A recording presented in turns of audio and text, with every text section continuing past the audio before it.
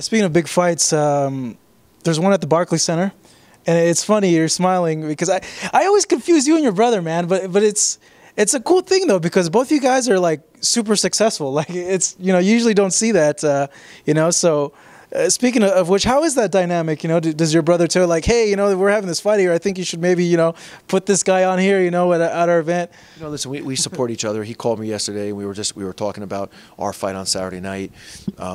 He thought he wanted my impression on Mayweather McGregor, and he mentioned that they got Broner Garcia, which I think is a great fight. Listen, he's done a great job of building Barclays Center, into another mecca for boxing. I think it's probably arguably one of the busiest buildings in America for boxing. Excuse me, Al Heyman has been very supportive of him. He's had a lot of big fights. They've provided the building with great exposure. Boxing has a rich history in Brooklyn, and when the Barclays Center was built, that was something that was very important to my brother, was to showcase that rich history, and he's done a magnificent job. So I attend as many fights as I possibly can. His kids love the fights as well, and they always sit ringside with him, and we share each other's successes. So it's a great position to be in, and it's a great opportunity for both of us to be able to help each other and support each other. It's a good way too to feed off ideas as well. I would take it with fights and all that. Yes, no question. Speaking of one of your fighters, Miguel Cotto, made this switch over to be freelance, and then Golden Boy came and signed him. What happened with that whole situation? Let us in on why the split happened and your thoughts on all that. I don't want to go into too much detail. The only thing I would say is that, we parted friends with Miguel. He was looking for something a little bit different, we will never, ever at Roc Nation prevent an athlete or an artist or anyone from doing what they think is in the best interest of their career. We wish him the very best of luck at Golden Boy. We want him to be successful. We'll be cheering him on. We're big fans of his. Actually a little disappointed for him today because of the announcement of the Mayweather fight being on the same night that his fight was scheduled for on August 26th. It'll be interesting to see what Oscar does. But we're big fans of his, and we're cheering him on, and we hope that he's victorious in his comeback fight, and we wish him the very best of luck moving forward. If you were put in that position where you still had Miguel and that fight on the 29th, you still had that date, and then this McGregor-Mayweather thing happens, would you move the fight, or do you think it's something where you got to just stick to your guns and keep a date? Well, listen, Miguel's been out of the ring, as we all know, for quite some time, and I know he's anxious to get back into the ring. I don't think the fight had high expectations in terms of the gate. It's a fight that's not on pay-per-view. It's on the network, on HBO. I'm not sure if HBO would want to go head-to-head with the Showtime pay-per-view with Mayweather McGregor, but I do think it's important for Miguel to get back into the ring as soon as possible. So I would hate to see them push it off. Obviously, it's a tune-up for him for a bigger fight down the road, so it's important that he gets those rounds in, and I'm hoping that they can keep the date. In terms of Miguel, the door's still open, you think, to be able to do future business with him if the opportunity presents itself? Listen, you never say never. You never know what happens in the future. He's obviously with Oscar and Golden Boy right now, and we wish him the best of luck. And if he knocked on our door down the road and wanted to do something with us, we'd obviously open up the door and talk to him about it. As I said, he remains a very good friend of ours, and so we only wish him the very best of luck. In terms of signings, is there any big names you guys are going after in the next few months or anything like that? Funny. Everyone keeps asking us, who's the next boxer you're going to sign? Our goal is not to build scale and to just sign more and more boxers. We've got a nice young stable. We've got a stable of up-and-coming fighters. We've got, 5 or 6 fighters on the card on Saturday night. We introduced them today at the press conference. We've got 3 fighters on the pay-per-view component of the card with Rigondeaux, Luis Arias, and obviously Andre. So we got our hands full right now, man. And Roc Nation's philosophy has always been to just provide as much support as we possibly can for the clients that we work with. It's not about being the biggest. It's about being the best. And on an ending note, I know boxing's kind of it's a strange industry in terms of you meet a lot of characters, a lot of funny people. You coming from your background and having this 2 years now, I believe, in this sport. What are your, I guess, impressions of boxing coming from your sports background and coming into this now? You know, listen, it's a bit of the wild, wild west. You know, I'm you know, to be totally transparent with you, I'm used to a little bit more structure. You know, my last position in sports was with the Florida Panthers of the National Hockey League, where I was the CEO. Obviously, had a commissioner of the league that, you know, ultimately, you know, had control, and there were certain policies and procedures that we all had to adhere by and follow. You don't have that in boxing. You know, you know, everyone does what they want to do, and so sometimes it's a little bit challenging to navigate through that. You got to learn, you know, the ropes, so to speak. This has been a learning process for us. I think we've gotten better and better every year.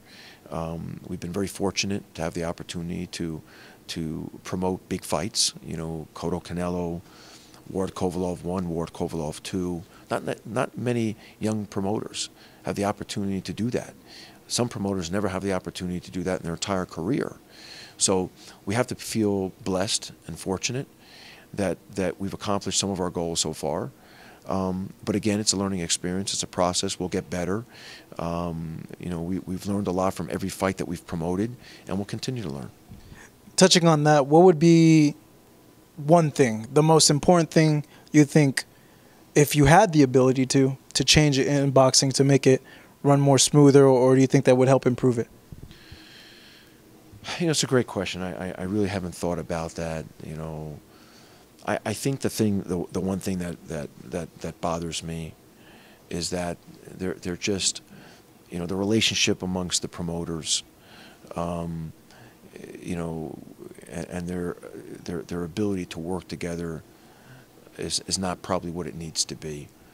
Again, I come from the National Hockey League, 32 owners, part of fraternity, work together, understand the importance of working together and doing things the right way.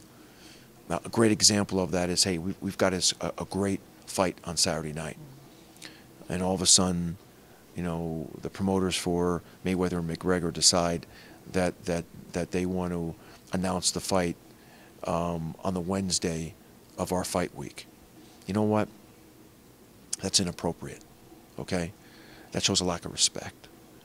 I'm not used to that, you know, and I'm used to people working together and trying to maximize the visibility and the exposure and the impact of the industry, right? This is a great fight, Ward Kovalev. Despite the friction that we've had, you know, between the two camps, it's a great fight that features the #1 and #2 fighters in the world. That should be what the boxing world is talking about this week. There should be no distractions, okay? But unfortunately, because of egos, because of money, there was a distraction. And again, those are some of the things I'm just not used to. You know, that would never happen, you know, in the NBA, the NFL, Major League Baseball, you know, or the National Hockey League. And I think that's a big problem for this sport. In general, have you felt, though, that the other people in the business have embraced you guys and been willing to help you out as the new guy on the block? I think so. I mean, you know, listen, you know, we've got a good relationship with Golden Boy. You know, we talk to Top Rank, you know, occasionally. We've got relationships with all the major promoters. We're a very easy company to work with, you know, and I think we've brought we've brought a lot to the sport over the last 2.5 years. We've done things a little bit differently. We've added some excitement. Obviously been involved in some of the biggest fights over the last 2 years. So I would say in general the boxing industry has embraced us, and whenever we've needed support or assistance, they've been there. I mean, I often, you know, speak to Eric Gomez at Golden Boy, and I'll throw things off of him. He's got a wealth of experience and talent, and is great at what he does, and that's been very, very helpful to me personally to understand the business, because, you know, this is still new to me, right? So, you know, and we appreciate that. We appreciate the fact that people have been willing to extend themselves and to assist us.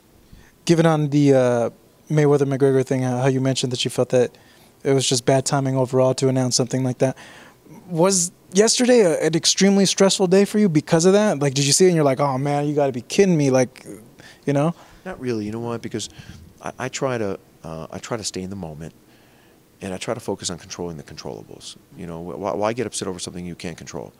You know, at the end of the day, you know, the news broke. It is what it is, and you got to work around it. And you got to try to, you have to try to, you know, take the silver lining out of it. And the silver lining is, you know, the spotlight. You know, the spotlight, the media spotlight now is on the sport of boxing and combat sports, right? Because everyone's talking about this. They're going to all the fight websites because they want content. Well, guess what? That's where they're going to perhaps learn a little bit about us. So if somebody's going to the site because they want to read about McGregor and Mayweather, and they actually see a story on Ward and Kovalev, and through that story they're curious, and they say, you know what, wow, maybe I should buy this fight. Well, that might help us. So I'm trying to pull the silver lining out of it because there's nothing I can do about it at this point, right? So again, you control the controllables. You focus on the things that you can impact. I can't impact that now. All I can do is stay focused on promoting this fight over the next couple of days, hoping to sell the fight out, hoping to do the best we possibly can on pay-per-view, and then walking out of Las Vegas with Andre and his family with those 3 belts. All right, Michael. Hey, man, it's great chatting with you. Thank you so much. I really appreciate it. Michael Yormark, of course, the head of Roc Nation Sports. This Saturday, Andre Ward versus Sergey Kovalev, the rematch happening on HBO pay-per-view here at the Mandalay Bay in Las Vegas, Nevada.